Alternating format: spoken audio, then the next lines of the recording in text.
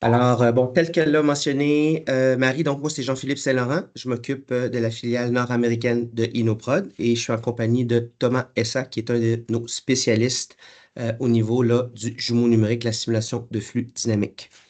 Alors aujourd'hui, ce sera effectivement un webinaire sur le jumeau numérique. On va passer à travers quelques points intéressants. Donc évidemment, on ne rentrera pas nécessairement trop en Salut, détail.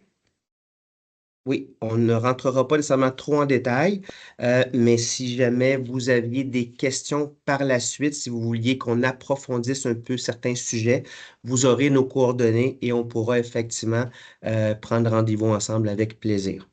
Alors, le programme de la journée, Direction Industrie 5.0. On va voir un peu quelques généralités sur le jumeau numérique, les cas d'usage pour le jumeau numérique et on va terminer avec là, des cas clients dans l'industrie, des cas clients sur lesquels on a travaillé qui seront bien entendu anonymisés.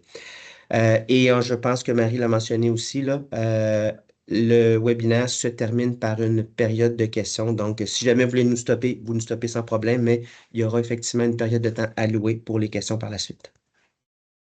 Alors, direction Industrie 5.0. Euh, l'industrie 4.0, bon, aussi appelée là, la quatrième révolution industrielle, c'est vraiment là, la transformation numérique de l'industrie par l'intégration de technologies avancées comme l'Internet of Things, comme l'intelligence artificielle, le big data. Donc, le but, évidemment, qui était visé à ce moment-là, c'était de créer en fait des usines intelligentes et connectées où machines et systèmes communiquent ensemble. Donc, l'objectif vraiment ultime, c'est d'améliorer l'efficacité et la productivité en usine. Euh, on s'est aperçu toutefois que cette industrialisation-là, cette industrie 4.0-là avait ses limites. Et on s'en est aperçu vraiment quand on a fait face à certaines crises. On peut parler ici là, de la COVID où les chaînes d'approvisionnement ont été cassées pendant un certain temps, malgré cette industrie-là 4.0. Bon, on peut énumérer certaines limites comme l'organisation de la data. Évidemment, qui dit connectivité, donc machine, système en usine, ça remonte un nombre très, très important de data, donc vraiment massif. Et cette data-là, elle était variée et sous différents formats. Donc, ça nécessite vraiment une infrastructure et des compétences très, très complexes à l'interne.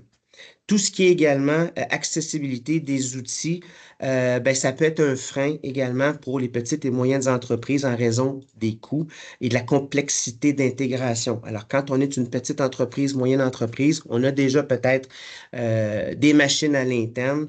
Donc, vraiment, des machines qui sont peut-être un peu plus vieillottes avec des machines un peu plus récentes, ça vient quand même avec sa complexité pour se connecter. Et la stratégie d'implantation mal définie, évidemment en ignorant certains aspects organisationnels comme la formation du personnel, tout ce qui est également au niveau commercial, tout ce qui est également transformation numérique, ça apportait également ces défis. Alors, maintenant, on va parler un peu plus de Industrie 5.0. Et l'Industrie 5.0, c'est carrément une évolution de l'Industrie 4.0. Ça met davantage l'accent sur le rôle de l'humain, tout ce qui est durabilité, également tout ce qui est résilience.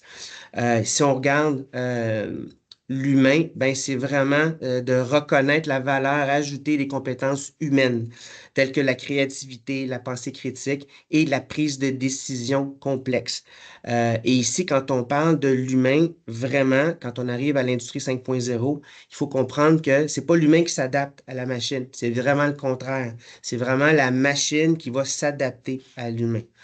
On va mettre l'accent également sur la durabilité. Alors, tout ce qui est défi environnemental, tout ce qui est utilisation des ressources renouvelables, par exemple, réduction des déchets, promotion de l'économie circulaire. Donc, vraiment, l'industrie 5.0 va mettre de l'avant ces concepts-là. et tout ce qui est également renforcer la résilience, donc développer des chaînes de valeur et des systèmes de production plus robustes et plus adaptables aux perturbations. Et j'ai parlé tantôt, évidemment, là, de la crise du COVID. Bien, ça, c'en est un parfait exemple où les chaînes d'approvisionnement ont connu beaucoup, beaucoup, beaucoup de problèmes. Donc, on s'est aperçu qu'il n'y avait aucune adaptation. Alors, ici, interaction individualisée, pardon, homme-machine. Encore une fois, ça fait référence, comme je le disais, là, les machines, elles sont maintenant développées pour l'humain et non l'inverse. Optimisation, énergie renouvelable, stockage et autonomie fait référence ici au niveau là, à la notion de durabilité. Et tout ce qui est résilience, ben là, on va parler beaucoup de jumeaux numériques et c'est le sujet qui nous intéresse ici. Donc, le jumeau numérique va permettre d'anticiper, de mieux s'adapter et par conséquent d'être beaucoup plus résilient face à certaines situations, à certains enjeux. Alors, quelques généralités sur le jumeau numérique. D'abord, un jumeau numérique, c'est un ensemble organisé de modèles numériques représentant une entité du monde réel pour répondre à des problématiques et des usages spécifiques. Alors, le jumeau, il est mis à jour par support au réel à une fréquence qui est, je vous dirais, adaptée à ces problèmes et à ces usages. Je ne sais pas si tu voulais peut-être mentionner un peu ce que c'était Thomas, le jumeau numérique Oui, ou un modèle numérique, c'est peut-être tout à fait. En important de fait, mentionner. le jumeau numérique, c'est vrai qu'on va retrouver dans la littérature énormément de définitions différentes de ce que peut contenir un jumeau numérique. C'est quand même un terme qui est assez vaste.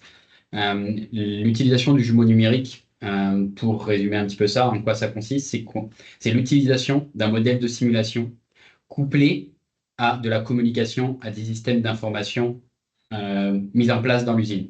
Donc, l'idée principale du jumeau numérique, c'est de pouvoir utiliser un modèle de simulation à des fréquences régulières qui sera alimenté par des bases de données remontant de l'usine en temps réel ou à des fréquences customisables. Si on souhaite adapter des fréquences de récupération de données en fonction de notre client, on a la possibilité d'avoir ces connexions entre le modèle numérique et la donnée en temps réel, la donnée usine, ce qui nous permet d'avoir une possibilité de test de scénario très importante avec de la donnée qui sera réelle et qui sera également vérifiée, puisqu'on a la possibilité également d'appliquer des filtres, des contrôles de qualité sur cette donnée-là, ce qui également est intéressant d'un point de vue utilisation, puisque l'intérêt des modèles de simulation est de pouvoir avoir des résultats de manière rapide et de manière efficace, c'est-à-dire qu'on peut faire confiance aux résultats que nous donne le modèle numérique.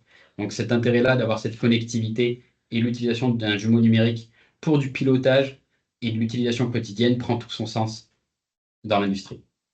Puis j'aimerais rajouter un point aussi qui est fort important. Quand on va parler de modèles numériques dans l'industriel, si on prend par exemple une chaîne de production, quand on va reproduire la chaîne de production, ça va vraiment recréer intégralement cette chaîne de production-là. Quand je dis intégralement, bien, ça va vraiment prendre en compte tout ce qui a un impact sur la chaîne de production. Alors, on va parler des opérateurs, des machines, tout ce qui va être notion logistique, tout ce qui va être notion transitique, donc tout ce qui est équipement de transport à travers l'usine, les convoyeurs, les forklifts, les AGV, les règles de production. Alors vraiment, tout ce qui a un impact sur le système de production sera pris en compte dans le modèle numérique.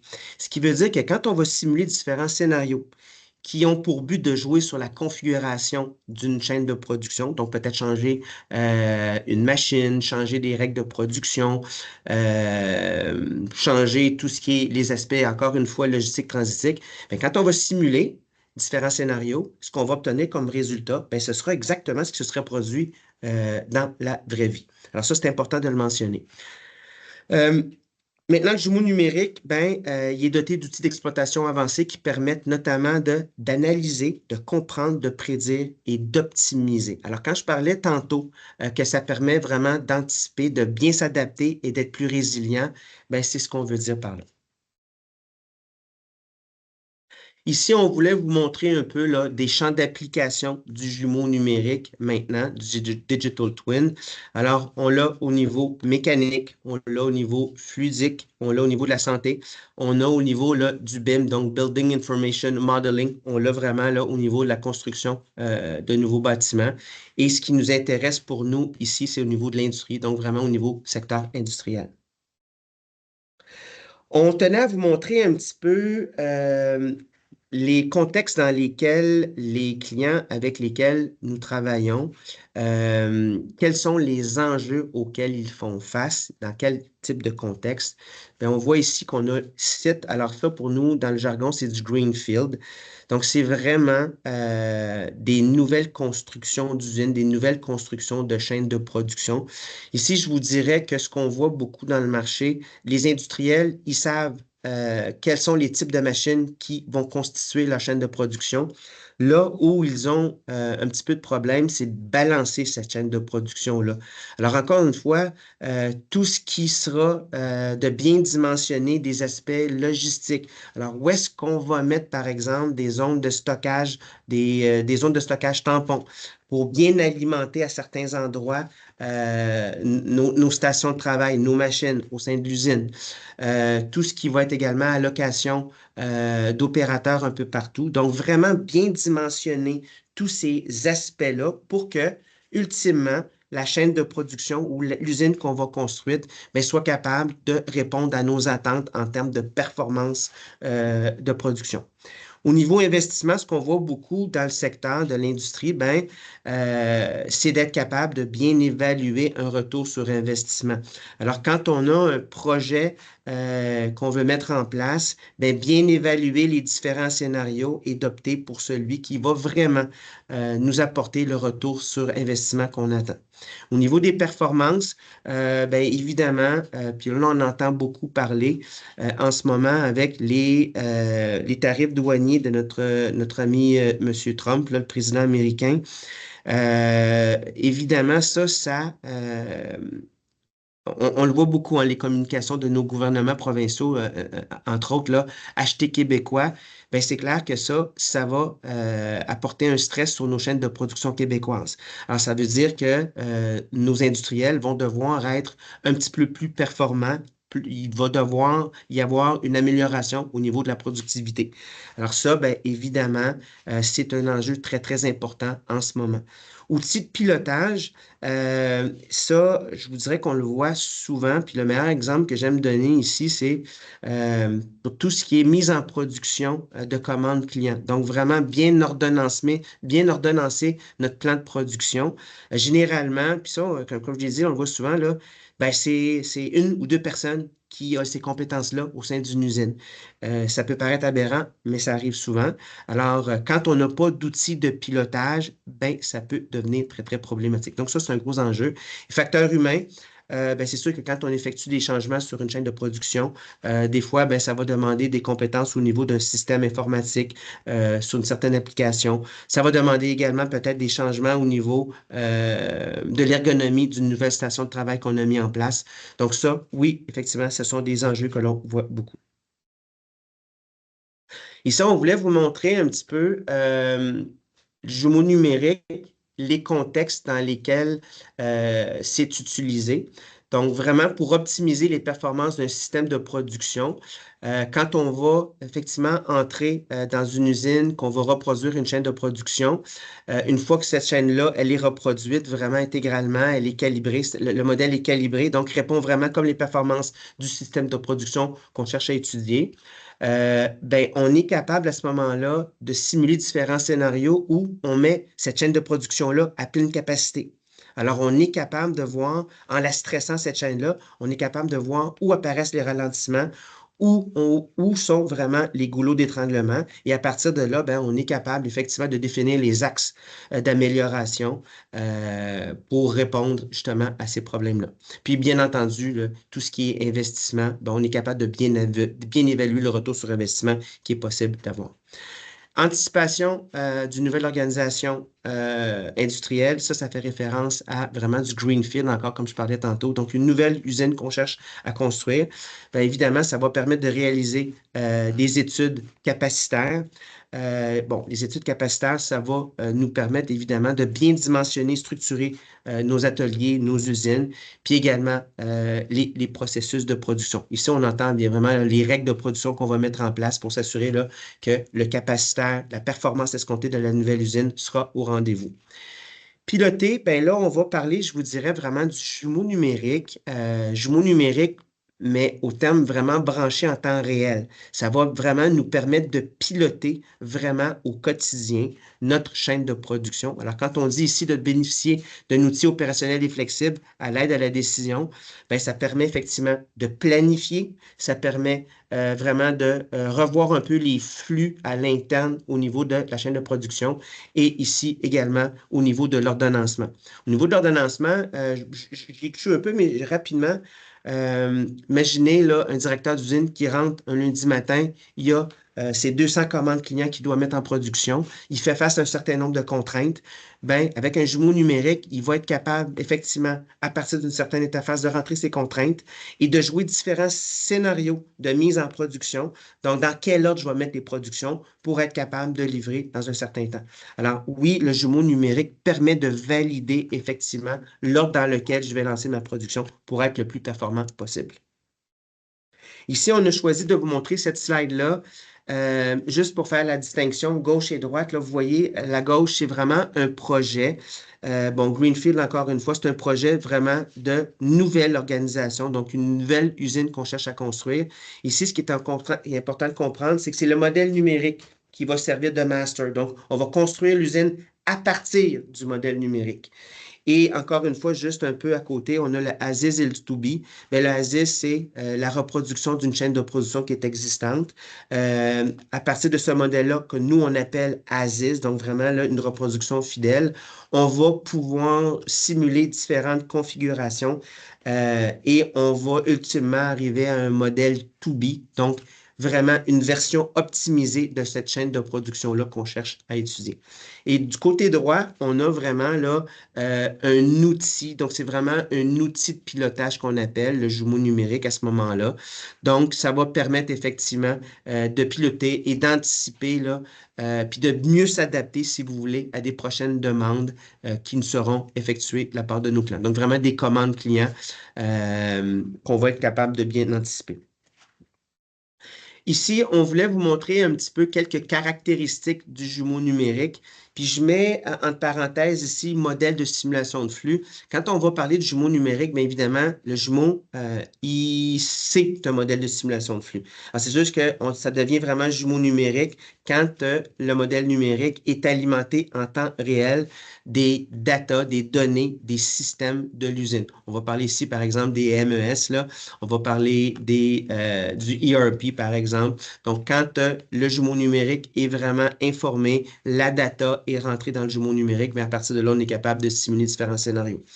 Alors, dynamique et temporel. Bon, quand on parle de dynamique, on l'a mentionné tantôt, mais je le répète, le jumeau numérique vraiment tient compte de tout ce qui a un impact sur le système de production. Machine, opérateur, tout ce qui est aléa, bris de machine, maladie opérateur, tout ce qui va être également des notions logistiques, transitiques. Donc, tout ça vraiment est pris en compte dans le modèle numérique, de sorte que quand on va simuler différents scénarios, eh bien, les résultats qu'on obtient, c'est exactement ce qui se serait produit dans la réalité. Donc, c'est vraiment très fidèle.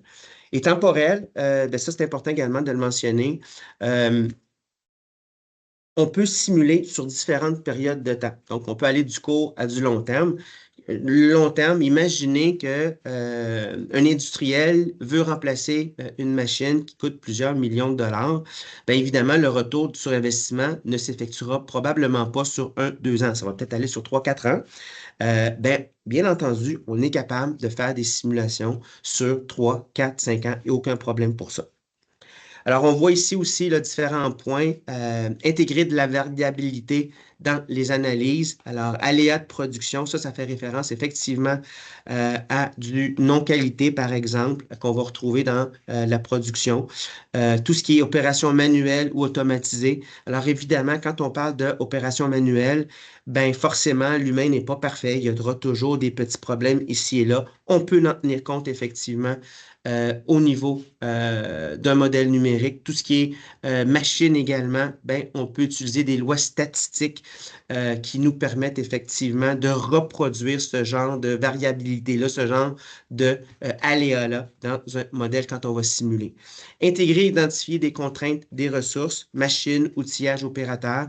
Bien, machine, on peut parler ici de maintenance, par exemple. Donc, on est capable dans un modèle, dans une simulation, de dire, ben, telle machine va rentrer justement en maintenance à telle journée pendant tant de temps. Ce qui va effectivement, bien entendu, jouer sur la performance qu'on va avoir sur cette même période de temps-là. Outillage, opérateur. Si on prend opérateur, ben, tout ce qui est calendrier de vacances, par exemple, dans une équipe, bien ça, bien entendu, ça s'intègre également au niveau d'un modèle numérique pour de la production. Créer, exploiter un modèle dynamique. Ça, c'est super intéressant parce que quand on va créer un modèle, on peut avoir une vision très, très macro, justement, de notre chaîne de production. Alors, si jamais on a des opérations qui sont faites en parallèle, en simultané, bien, il y a des choses qu'on n'avait pas vues quand on est sur le plancher, qu'on peut voir avec une hauteur qu'un modèle peut nous donner. Donc, ça, bien entendu, c'est une caractéristique fondamentale. Puis une chose aussi que j'aime bien mentionner, des fois, la direction qui est en haut, elle a une idée de ce qui se passe sur la chaîne de production. Et quand on va justement créer un modèle numérique, on monte en haut.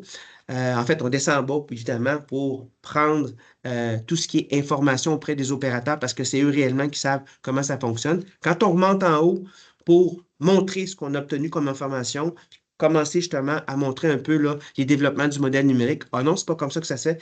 Ben oui, c'est comme ça. Donc, évidemment, un modèle numérique permet effectivement de conscientiser beaucoup plus rapidement les gens qui sont au niveau de la direction. Alors, analyser les systèmes complexes et diversifiés. Alors, multitude de processus, production irrégulière, ben, multitude de processus, ben ça arrive vraiment avec des mix produits conséquents. Donc, quand on a effectivement plusieurs produits, plusieurs types de gammes de produits différents qu'on doit mettre en production, ben, le modèle, effectivement, permet de jouer avec toutes ces notions-là. Donc, quand est-ce que je mets tel produit en marche, en production, au lieu de mettre celui-là, par exemple, pour obtenir une meilleure performance, une économie d'énergie, bien, effectivement, le modèle va être capable de nous donner toutes ces informations-là en amont, avant de mettre en production. Et quand on parle de production irrégulière, bien ça, on le voit souvent aussi avec les clients avec lesquels on travaille, bien, il y a des questions de saisonnalité. Alors, évidemment, l'été versus l'hiver, dépendamment de ce qu'on produit, ben, c'est peut-être pas les mêmes types de commandes, peut-être quantité de commandes qu'on va obtenir. Alors ça, évidemment, on est capable de planifier ça, on est capable de simuler tous ces genres de commandes-là et ben, de mettre en place les opérateurs qu'on va avoir besoin, de jouer également avec notre calendrier, par exemple, de vacances des opérateurs en fonction des commandes qu'on va avoir, la performance qu'on doit obtenir au niveau de la production. Et faciliter l'accompagnement au changement, bien évidemment, à chaque fois qu'on va simuler différents scénarios, le modèle qu'on va avoir conçu va intégrer certains indicateurs de performance que le client a choisi de monitorer. Ce qui fait que quand on va simuler des différents scénarios, on va pouvoir les comparer les uns aux autres et voir un peu quel est le meilleur scénario compte tenu des différents indicateurs de performance qu'on aura voulu monitorer. Donc, évidemment, quand on va prendre une décision, bien, cette décision-là sera fondée sur des chiffres. Ce sera quantifié. Ici, je ne sais pas si tu voulais peut-être en parler, Thomas, mais ici, on a choisi de vous montrer un peu là, les gestions des compétences qu'on peut effectivement analyser avec un modèle numérique. Alors, gestion des ressources compétentes, réorganiser, optimiser les postes de travail, les flux. Donc, optimiser les postes à faible valeur ajoutée. Je ne sais pas si tu peux peut-être parler un petit peu du modèle. Oui, bien sûr, bien sûr. Donc, ici, ce que vous voyez, c'est une ligne de fabrication l'idée dans ce modèle-là, ce n'était pas forcément de représenter dans ce qu'on peut voir ici, notamment sur les produits, on est sur des produits génériques de ce modèle de simulation. L'idée était vraiment de se concentrer sur la gestion des compétences et notamment sur l'indicateur que l'on peut voir au milieu de votre écran. On va avoir la possibilité de suivre pendant toute la période de simulation les taux d'utilisation de mes différents opérateurs en fonction de leurs compétences. Donc, on va être capable d'estimer le pourcentage du temps pendant lequel mes opérateurs effectuaient des opérations à valeur ajoutée en fonction de leurs compétences. Donc, on a ici sur notre histogramme 3 différentes barres d'informations. On a la possibilité de scinder ces indicateurs et de les customiser en fonction des informations que le client souhaite observer. Dans ce cas précis, on va avoir une comparaison entre l'utilisation de mes opérateurs de production par rapport à mes opérateurs du service qualité et enfin les opérateurs qui sont responsables de la supply, donc de l'approvisionnement de mes outils de production en produits. Et donc, tout l'intérêt d'utiliser ce type de modélisation pour la gestion de compétences, c'est qu'on a la possibilité d'également faire varier la montée en compétences des opérateurs dans le temps et de pouvoir estimer à court, moyen, long terme quels vont être mes besoins, comment je peux mieux organiser ma ligne de production pour que mes opérateurs soient concentrés sur des opérations à forte valeur ajoutée et diminuer ces temps pendant lesquels mes opérateurs sont en attente de produits ou alors en train de déplacer des produits alors qu'on aurait pu automatiser ces temps de faible valeur ajoutée. Donc, évidemment, les bénéfices, là, alors optimiser la valeur ajoutée des ressources. Donc, évidemment, ça va jouer sur le turnover, si vous voulez, là, des ressources. Donc, elles aiment mieux faire les tâches sur lesquelles elles apportent une valeur ajoutée, ajouter les postes de travail, plan de formation, améliorer de la production, donc rendement, on-time delivery. Donc, évidemment, on est en mesure d'avoir un petit peu plus de productivité au niveau de la chaîne de production, au niveau de la performance. Ici, on voulait mettre en lumière un peu là, le focus énergie. Donc, évidemment, le jumeau numérique est tout à fait capable de répondre à certaines questions. Donc, tout ce qui est visualisation de la consommation des machines dans le modèle, énergie consommée par mode de fonctionnement. Donc, quand la machine fonctionne, quand la machine est en temps de setup, par exemple, et qu'elle est en stand-by. Donc, on est capable de voir effectivement ce que une certaine machine ou certaines machines au pluriel consomme, de sorte qu'on peut peut-être revoir l'ordre dans lequel on va effectivement mettre nos commandes clients en production. Prise en compte de l'inertie des machines, consommation projetée en temps réel, comparaison de scénarios. Comparaison de scénarios, imaginez qu'on a une certaine production, donc on est capable de livrer pour un vendredi après-midi, par exemple, mais est-ce qu'on serait peut-être capable de réorganiser cette production-là en conservant la même production, la même performance, mais en jouant sur la consommation d'énergie. Donc, est-ce que ça veut dire qu'on pourrait, à ce moment-là, rajouter un troisième chiffre? Donc, au lieu de travailler sur du 2-8, on pourrait peut-être travailler sur du 3-8. Oui, il y aurait bien entendu de l'overtime à payer au niveau des opérateurs, mais peut-être que la consommation, le coût de la consommation d'énergie permettrait de gagner sur du long terme. Donc ça, c'est toutes des choses qu'on est capable effectivement de simuler et évidemment, quand le scénario le permet, on va de l'avant avec ce type de solution-là. Alors, transformation possible en équivalent CO2, consommation par pièce produite, prise en compte du coût d'énergie, suivi de la consommation journalière. Évidemment, c'est toutes des choses qu'on est capable de voir avec un jumeau numérique. Et vous voyez encore une fois, là, vous avez certains graphes qui vous montrent un peu la consommation par machine, par journée.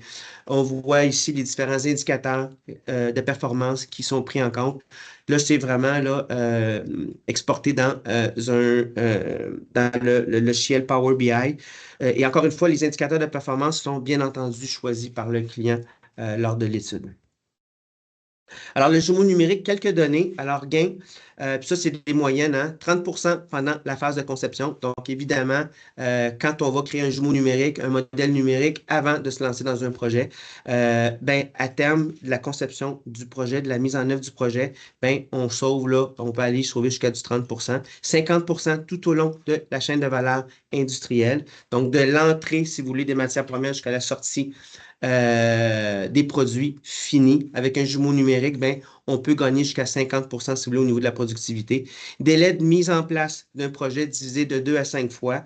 Ça, évidemment, quand on va simuler différents scénarios d'un certain projet en amont, ben, le scénario qu'on va implémenter, qu'on va mettre en place, ben, comme on l'a validé en amont, c'est sûr que dès le premier coup, ce sera le meilleur. Alors qu'on pourrait effectivement pas simuler avant, essayer différentes itérations. Vous pouvez comprendre que c'est coûteux, puis ça peut être très, très dommageable pour une chaîne de production existante. Donc, évidemment, c'est de mise d'y aller avec la simulation en amont.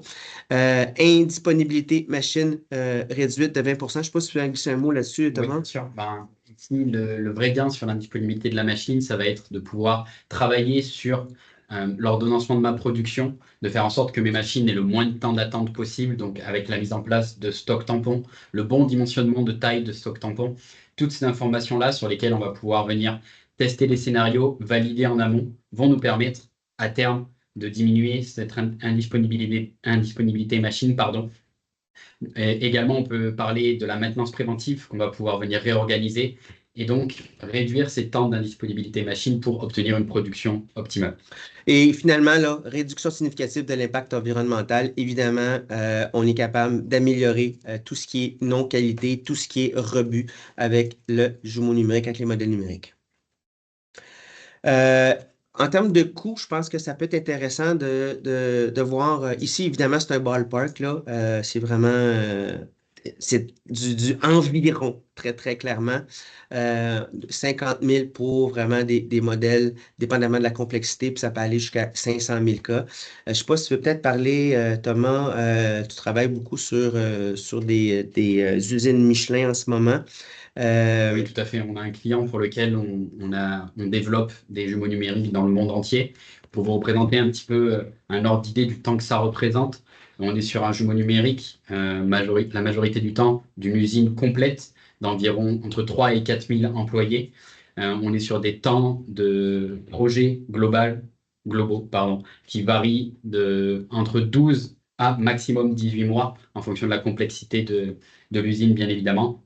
Quand je parle de ces périodes-là, on est vraiment du début du projet, donc de la visite de l'atelier de production, de la définition des règles, jusqu'à la livraison finale, clé en main, de l'outil de pilotage pour lequel l'industriel a sa donnée qui remonte dans l'interface utilisateur, a également le modèle de simulation mis à disposition et est capable en toute autonomie de venir piloter sa chaîne de production euh, day to day, donc au quotidien. Donc c'est là tout l'intérêt et juste pour vous représenter un ballpark du temps que en, prend environ ces projets-là. en termes d'opérateurs, combien de personnes qui peuvent travailler dans ces usines-là? On parle de. Entre 3 et 4 000 employés OK. environ. C'est juste pour vous donner un peu la grosseur, donc c'est quand même assez important. Donc, ce qui n'était pas possible hier le devient aujourd'hui. Alors, ici, on va vous parler un peu les cas d'usage pour le jumeau numérique, puis je vais essayer de passer très, très rapidement parce qu'on veut vous montrer vraiment des cas clients, je pense, qui vont peut-être résonner un peu plus chez vous. Donc, ici, c'est une maquette d'une usine. Là. Vous voyez un peu là, les thèmes sur lesquels on peut jouer, les notions sur lesquelles on peut jouer avec le jumeau numérique. Donc, tout ce qui est approvisionnement, gestion des stocks, conception et mise en service virtuel, tout ce qui est question de qualité, rework, tout ce qui est formation, cycle de vie, maintenance, distribution. Donc, tous ces aspects-là, on peut effectivement étudier, on peut les étudier à partir du jumeau numérique. Ici, vous voyez quelques cas d'usage, des use cases au niveau du jumeau numérique. Quand on parle produit, amélioration de la conception d'un produit, tout ce qui est traçabilité des impacts environnementaux de la production d'un produit, accélération de la réalisation d'un équipement complexe. Si on va au niveau des ressources, par exemple, mise en service virtuel d'un équipement. Alors, avant justement de mettre un nouveau robot, par exemple, sur une chaîne de production, bien, on va s'assurer que ce robot-là, on va faire sa mise en production, mais dans le modèle virtuel. La programmation du robot sera faite en mode virtuel. Et quand on va mettre le robot sur la chaîne, il va déjà être opérationnel dès qu'il sera mis sur la chaîne. Opérateur, alors amélioration de l'ergonomie du poste de travail. Ça aussi, effectivement, il y a la possibilité de recréer une station de travail, de jouer avec le modèle numérique. Donc, on a un opérateur virtuel qui bouge, qui fait certains mouvements, il plie le dos, dépendamment de certaines normes, de la grandeur, le poids de cette personne-là, bien, on est capable, avec le modèle numérique, de dire si oui ou non, sur un long terme, sur un 12 mois, 18 mois, 2 ans, est-ce que cette façon de faire-là est optimale? Est-ce que ça ne va pas créer, par exemple, des blessures à long terme? Donc ça, on est capable de tout voir ça à partir d'un modèle numérique. Au niveau processus, optimisation du réseau d'approvisionnement selon les critères de coût, qualité, délai et impact environnemental, gestion optimisée des stocks, de l'approvisionnement, de la ligne de production, améliorer la conception des lignes de production. Alors, ce sont tous des aspects qu'on est capable effectivement de travailler, de voir à partir d'un modèle numérique. Là, je saute les quelques lignes parce qu'on va aller directement sur des cas d'usage, des use cases. Alors ici, optimisation dynamique de la logistique d'approvisionnement. Alors, bon, le jumeau numérique reflète en temps réel les parcours d'approvisionnement grâce aux informations partagées par les transporteurs et relatives à la localisation, au contenu, au planning des différentes modalités de transport. Alors, les bénéfices ici, bien, ça améliore le temps et le choix de parcours, la résilience aux aléas, optimiser les délais de livraison et la réactivité des commandes. Alors, quand on parle de résilience aux aléas, imaginez qu'on a un parcours, il y a un problème qui arrive, ben, on est capable peut-être de jouer l'autre scénario à la place qui, lui, nous permettait une certaine performance. Mais comme le premier scénario n'était plus viable, ben, on va évidemment aller sur le deuxième scénario. Donc, évidemment, il y a une certaine résilience parce qu'on sait ce qu'on doit faire quand une situation arrive. Optimiser le remplissage des moyens de transport, améliorer l'efficacité énergétique. Encore une fois, on l'a vu tantôt. Alors, mise en service virtuelle d'une ligne de production. Alors, le jumeau numérique de la ligne de production permet de simuler sa mise en service ou son évolution afin de valider la ligne avant sa mise en place réelle. Alors, c'est ce que je disais tantôt. On travaille, nous, avec certains constructeurs automobiles. Alors, c'est très, très, très automatisé dans ces lignes-là. Et quand vient le temps de changer justement un certain robot pour le remplacer par un qui est plus performant, ou parce que effectivement, on a un nouveau produit qui rentre dans la ligne, qui demande un nouveau robot, bien, avant de le mettre en place, on va bien entendu simuler l'intégration. On va simuler évidemment les mouvements que le robot doit faire dans sa ligne de production. Donc, tout ça sera fait en amont, de sorte que quand on va mettre le robot dans la chaîne de production, bien, on va limiter le temps d'arrêt de la production à ce niveau-là. Alors, vous pouvez comprendre que c'est significatif en termes de dollars qu'on va sauver. Réduire les durées de tests physiques de la machine et de sa connectivité effectuées par l'équipe TI après la livraison de la ligne et ainsi temps d'arrêt de la production, ben, c'est exactement ce que je viens de dire. Optimisation de la ligne de production. Alors, le jumeau numérique de la ligne de production permet d'optimiser la disponibilité de la ligne, par exemple en prévoyant des zones tampons de fabrication, des convoyeurs en nombre suffisant et ainsi réduire les goulots d'étranglement en augmentant la cadence. Donc ça veut dire que ben, quand on arrive, on reproduit une ligne de production, on la stresse, cette ligne de production-là. Donc, en poussant la production à pleine capacité, on est capable de voir où sont les ralentissements, où apparaissent les goulots d'étranglement. Et une fois qu'on a vu ça, bien, on est capable de simuler différentes configurations, donc des solutions qui pourraient effectivement annuler ces ralentissements-là et bien entendu s'assurer qu'on obtienne une performance escomptée. Alors, réduction de l'impact environnemental, encore une fois, bien entendu, réduire l'empreinte environnementale de la ligne de production, contribuer au calcul de l'empreinte environnementale des produits lors de sa production. Alors, ça, c'est des choses, effectivement, qui est possible de voir avec le jumeau numérique. Alors, formation des opérateurs. Le jumeau numérique de la ligne de production de ces équipements et ces opérateurs permet de former ces derniers à leurs tâches en se basant sur des instructions de travail de processus, en lien avec les équipements industriels physiques. Alors, former sans avoir besoin d'arrêter ou d'accéder physiquement à une ligne de production. Alors, imaginez que c'est une ligne de production ou imaginez une centrale nucléaire. Donc, évidemment, c'est difficile à former les gens sur place. Bien, avec un modèle numérique de la centrale, on est capable effectivement en amont de façon virtuelle de former pour que, une fois que l'opérateur va se rendre sur place directement, bien, il soit déjà en capacité de mettre en place ces opérations. Alors, former de façon à accélérer une production spécifique, amélioration continue, aider au changement de poste, c'est des choses effectivement qui sont tout à fait possibles avec le jumeau numérique. Alors, aide à la maintenance, le jumeau numérique reflète l'état courant du réseau de communication d'une usine. Alors, bon, ça permet de gagner là, du temps, de réduire le taux d'erreur par la formation des opérateurs à la maintenance d'un équipement industriel, utilisant éventuellement là, la réalité augmentée. Alors ça, évidemment, quand on va créer un modèle numérique, on est capable effectivement de créer le modèle avec certains points, un nuage de points qu'on appelle, là, de sorte que quand on va simuler différents scénarios, ben, l'opérateur va pouvoir mettre son casque virtuel et il va pouvoir en temps réel jouer dans son espace de travail. Bien entendu, ça aide à la formation. Gestion des infrastructures industrielles durant son cycle de vie. Je ne sais pas si tu veux peut-être parler de cet aspect-là, Thomas. Oui, effectivement, l'intérêt du jumeau numérique il ne se limite pas à la phase de conception ou la mise en place d'une nouvelle usine. L'idée, c'est d'avoir un jumeau numérique qui récupère de la donnée en temps réel ou à des fréquences définies et donc qui va pouvoir tout au long du cycle de vie de la ligne de fabrication nous alimenter en données, en indicateurs sortis et donc nous aider dans la prise de décision au quotidien. Si au cours du cycle de vie de notre ligne de fabrication, des améliorations sont rajoutées, de nouveaux équipements, de nouveaux mix produits sont introduits, l'intérêt du jumeau numérique, c'est de ne pas avoir à reprendre ces modèles initiaux et de pouvoir, à partir d'un modèle préétabli, valider ces mises en place, ces améliorations dès que la modification est prévue, ou dès qu'un projet d'optimisation est prévu par l'usine, on a la possibilité avec le jumeau numérique de pouvoir valider ces scénarios et donc de suivre une ligne de production, une usine ou alors un process tout au long de son cycle de vie.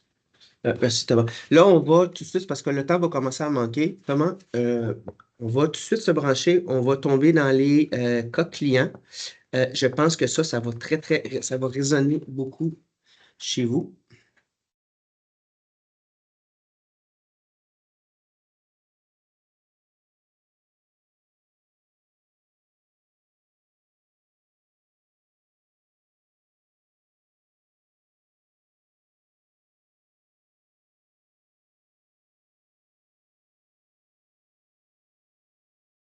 Très bien. Donc, les cas clients qu'on va aborder par la suite sont majoritairement des cas clients pour lesquels nous avons fait une représentation d'une ligne de production, d'un atelier ou alors d'une usine complète.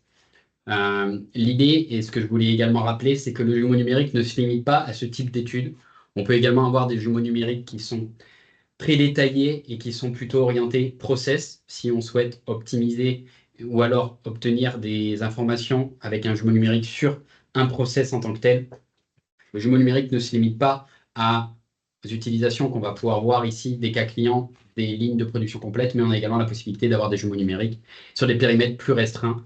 Donc, si on souhaite avoir un jumeau numérique d'un seul robot, une cellule, jusqu'à aller à une représentation d'une usine complète. C'était une petite aparté que je voulais préciser également. Donc ici, notre cas client numéro 1, c'est pour une fonderie industrielle qui a lancé un projet de modernisation de son atelier de moulage. Les objectifs principaux, c'était de repenser l'organisation spatiale, donc de valider un nouveau layout pour fluidifier la production. On souhaitait synchroniser les flux, donc obtenir une évacuation des produits en sortie de ligne à un rythme identique à leur entrée en entrée de ligne. Donc, les points sur lesquels on a pu travailler, ça a été d'optimiser les priorités de traitement des pièces pour éviter les goulots d'étranglement. Et donc, pour ça, on a mis en place plusieurs solutions. La première a été de faire une simulation telle quelle du layout, donc utiliser le jumeau numérique pour tester plusieurs configurations d'implantation de machines. À partir de ces résultats-là, on a pu faire de l'ajustement sur les postes de travail pour minimiser les temps de déplacement et les temps d'attente. Quand on parle de temps de déplacement, dans ce cas précis, on parle majoritairement de temps de déplacement de nos robots, puisqu'on est sur 3 cellules robotisées. L'idée, ça a été de synchroniser les flux et donc que l'évacuation des produits, faire en sorte de travailler cet ordonnancement et cette mise en place de nos 3 cellules pour faire en sorte qu'en sortie, l'intervalle d'évacuation de nos produits soit égal à notre intervalle d'entrée de produits. Et donc, pour vous présenter les gains et les bénéfices pour le client, on a obtenu en fin d'étude une réduction de 12% du lead time moyen par produit. On a validé un intervalle d'évacuation produit identique à l'intervalle d'entrée. Et on a pu également valider une nouvelle organisation de backup d'équipement, une mise en place sur une même cellule de backup pour les équipements les plus contraints, ce qui nous permettait de répondre plus facilement à des aléas, des pannes, des bris machines et d'avoir la possibilité de modifier pendant le cours d'une semaine de production l'utilisation d'une cellule qui était capable de prendre en charge des backups d'équipements et donc de s'adapter à des contraintes qui allaient intervenir tout au long de notre simulation. Pour ce deuxième cas client-là, on voulait également vous parler d'un acteur majeur du secteur des travaux publics qui a lancé un projet pour optimiser la gestion de ces matériaux excavés. Donc, il s'agissait d'un projet de construction. Et donc, l'idée, c'était de réduire les coûts liés au transport et au stockage, de maximiser le recyclage pour limiter l'impact environnemental et de diminuer l'empreinte carbone des opérations. Donc, pour ça, on est passé par une phase de modélisation et de simulation, donc création d'un modèle numérique des flux de matériaux, en prenant en compte les origines, les destinations, les quantités de produits qui allaient être déplacés. Et à partir de ces informations, on a pu faire de la simulation de différents scénarios pour identifier la stratégie la plus efficace. Et donc pour ça, on a mis en place des méthodes et des logiques d'optimisation de recyclage, donc en prenant en compte des partenaires locaux, en les intégrant dans notre modélisation pour valoriser les matériaux excavés et une réutilisation de ces matériaux. Donc, on parle ici de remblai et de réutilisation dans d'autres chantiers de production, d'autres chantiers de travaux publics qui pouvaient avoir lieu sur d'autres acteurs dans la zone dans laquelle étaient effectués les travaux initiaux. Juste avant de changer la slide, là, ça c'était pour la construction de tunnel. Hein? Exactement. Donc, exactement. Ici, on était dans la construction d'un tunnel entre deux villes très éloignées. Et donc, il a fallu valider tout au long du processus de travaux de la fabrication du tunnel qu'on allait pouvoir optimiser la gestion de nos matériaux excavés. Et donc, les résultats qu'on a obtenus après étude, ça a été un taux de matériaux excavés recyclés supplémentaire de 35% grâce à l'intervention et la mise en place d'intervenants locaux. On a également pu réduire de 30% les coûts de gestion des matériaux excavés en diminuant les transports et en prévoyant des zones tampons à des positions stratégiques par rapport aux positions de nos chantiers et donc de diminuer ces temps de transport et de gagner en temps de déplacement. Et enfin, ce gain en termes de coût se répercute également en termes de production de CO2 puisqu'on a pu diminuer par rapport au projet initial de 15% la production de CO2 liée à cette diminution de déplacement. Un autre cas client qu'on voulait vous présenter concerne un fabricant de vérins hydrauliques. Donc, ici, le fabricant de vérins hydrauliques, il a entrepris une modernisation de son outil de production. Et l'idée, c'était d'optimiser l'outil de production, le nouvel outil de production. Donc, pour ça, on a dû établir un plan d'action pour améliorer la productivité. Le contenu du projet était majoritairement une modélisation et une simulation de l'usine via un jumeau numérique. Et donc, une analyse et identification des goulots d'étranglement, suivi d'un plan d'action proposé pour augmenter le capacitaire de l'usine. Après étude et validation du plan d'action, on a pu obtenir un gain de 10% de la productivité. Donc, une production globale sur la période simulée augmentée de 10%. Ce gain était obtenu en augmentant les temps d'ouverture des cabines de peinture, puisque les cabines de peinture n'étaient ouvertes que 2 shifts sur 3, et l'impact que cela engendrait était un ralentissement d'un point de vue du flux de production et des temps d'attente conséquents au pied des cabines de peinture. Donc, vraiment résorber un goulot. Tout à fait. Donc, l'idée était vraiment de résorber le goulot principal afin d'avoir ce gain conséquent sur la productivité. L'idée est également de préconiser l'investissement d'une machine supplémentaire et d'optimiser les temps des différents processus goulot. Donc ici, on vous a présenté le goulot principal qui était les cabines de peinture, mais on a également travaillé sur d'autres goulots secondaires pour lesquels on avait une possibilité d'optimisation des temps d'attente et des temps de ralentissement de notre processus global. On peut peut-être prendre le temps de rapidement un petit dernier. Oui, bien sûr. Un petit dernier, puis après ça, on aura la période questions. Bien sûr. Donc, pour vous présenter un autre type d'études sur lesquelles on travaille également de manière conséquente, des problématiques qu'on rencontre souvent, c'est la gestion d'un entrepôt de stockage au global. Donc ici, l'idée, c'était de valider l'aménagement du nouvel entrepôt et d'optimiser les conditions de travail pour les opérateurs. Donc, on a procédé à la modélisation et à la simulation du comportement de l'entrepôt. Donc, toutes nos règles de stockage, tous les déplacements opérateurs, les quantités de produits que les opérateurs allaient déplacer avec les poids associés, les poids des différentes pièces. Et donc, on a pu travailler sur une stratégie optimale de mise en stock des produits. L'idée ici a été de regrouper les produits les plus commandés dans des zones stratégiques de l'entrepôt pour que les opérateurs aient le moins de déplacements à faire et portent des charges de produits moins lourdes pendant un temps moins important. Les gains et bénéfices après cette étude ont été de 50% de réduction de la distance parcourue par les opérateurs. Donc le fait de regrouper les produits principaux dans des zones stratégiques ont permis de réduire de 50% les déplacements opérateurs. Également, une réduction de 20% dans la création moyenne des temps de commande, puisqu'évidemment, les produits des commandes principales se trouvent à proximité. On a une facilité dans la préparation de commandes et donc un gain de temps sur cet aspect-là.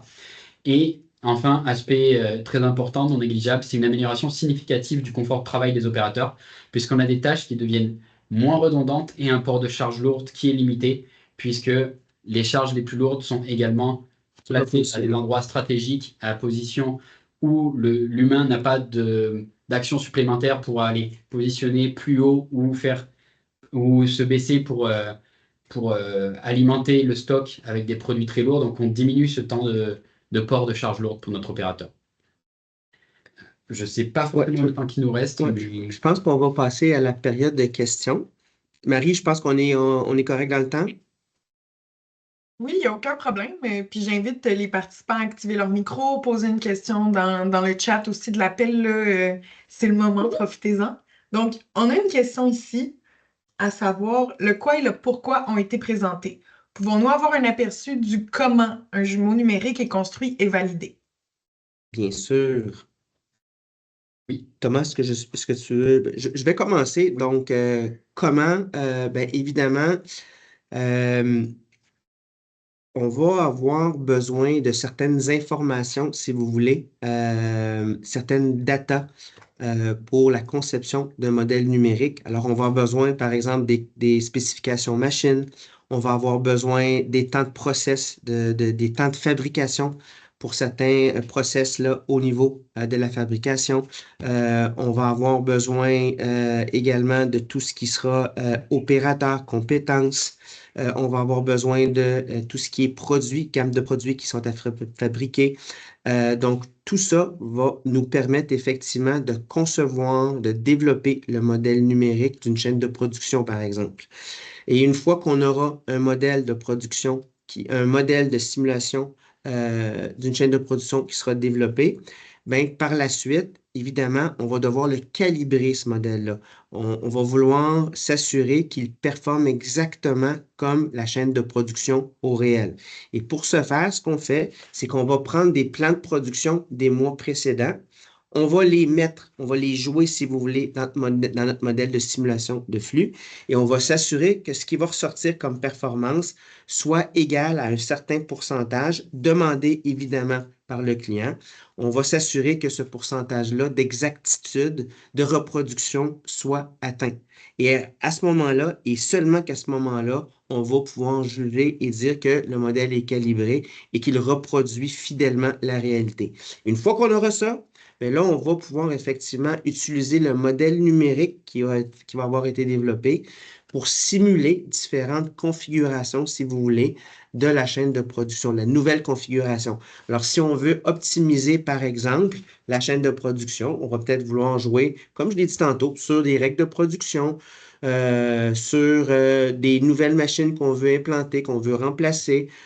Si on veut changer un peu notre tout ce qui est logistique, donc tout ce qui est nos petites zones tampons de stockage dans l'entreprise, tout ce qui va être gestion de stock de produits, de matières premières, de produits finis. Alors, tous ces aspects-là, on va pouvoir les jouer effectivement dans différents scénarios pour répondre à certaines questions de l'industriel.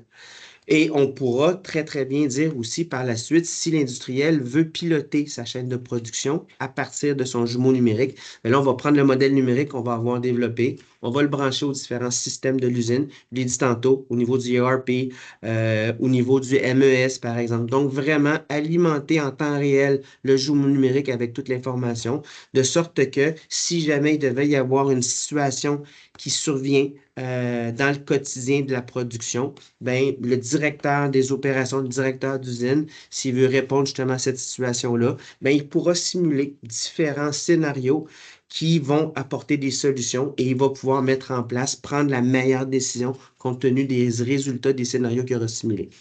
Je ne sais pas si c'était assez clair pour vous. Je ne sais pas si Thomas. Oui, pour compléter, même juste résumer ce que Jean-Philippe a voulu vous dire ici, pour moi, le jumeau numérique, le comment on va mettre en place un jumeau numérique, ça passe par plusieurs phases. Une première phase d'analyse, de compréhension du processus industriel chez le client.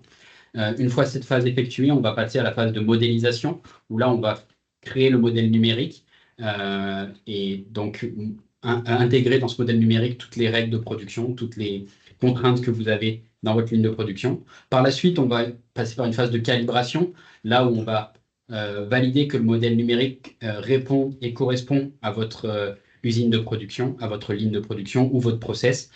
Et par la suite, une fois cette phase de calibration validée, on va passer à une phase de connectivité où on va venir brancher les données d'entrée et les données de sortie avec une interface à vos différents systèmes d'information jusqu'à arriver à notre jumeau numérique qui est capable de piloter et de venir être utilisé au quotidien par l'usine.